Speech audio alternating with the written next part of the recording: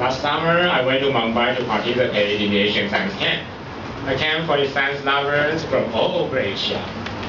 Before I got India, I knew India is a very special place with very special people and a very special culture. However, not until I get there did I know how special it is. Once I step on the journey, everything is beyond imagination. When I was on the airplane, I sat beside Joyce Lin. She is one of the Taiwan team members. After the flight, an airplane took off. The flight attendant starting to supply us the dinner. Because we are taking the jet airway, so it was Indian food for dinner. At first, I thought it was okay. It's no big deal, just some curries, Indian curries. However, a few minutes later, something terrible happened. I just bit big pieces of chili. The chili was hidden inside the Indian curry, so I did not notice that before. And the chili was so spicy that I could assure you it was the spiciest chili I have ever eaten. It seems you are not used to Indian curry, said Joyce. Just give me something to drink, please. I could see that Joyce was very confused, but the spice and the chili was so spicy that I cannot say a single word to explain.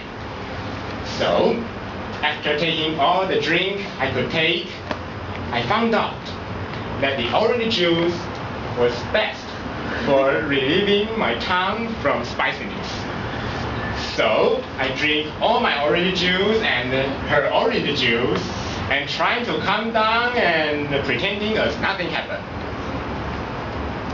10 minutes later, wow, my God, it's so spicy. Now it's Joyce's turn.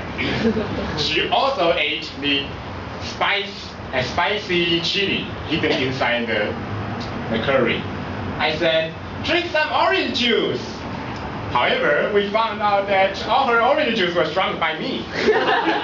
So we started trying many other things, such as bread, water, mayonnaise, or yogurt. But all of them are useless. So in the end, we had no choice but to ask the flight attendant to offer us some more orange juice. I thought she didn't understand why I looked strange earlier. After we arrived at Mumbai, it was almost 3 in the morning. When we walked out of the airport, the first thing came into my sight, well, not my sight, but my nose, was a strange Mumbai smell. It was somehow a mixture of feces and the rain. The smell was shared by all the Mumbai city, and it reveals an important fact that Mumbai is lack of infrastructure. Many other interesting things happened after that. During the Asian Science Camp, the organizers invited many officers, not officers, many scholars and scientists to deliver their speeches. And my most impressive speaker is Chintamani Nagensa Ramachandra Rao. However, it is not because his speech is pretty inspiring or very creative, but because of his interesting information. The following is his speech.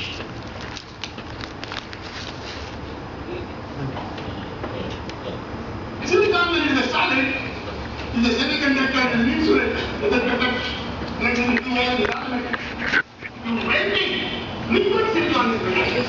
The meeting, the liquid is already not. So the very interesting. So when you say something mechanical, chemical is the liquid material, no, but the liquid material. Now, again, the matter we are together. What how beautiful it is. You know, you are reading things in a particular way. Right now, you will take one element at the first room, cesium, rubidium, the rotating is this way, the size goes down into the size, it increases, cesium is the largest, rubidium is less, the size decreases as you go up, size decreases as you go down.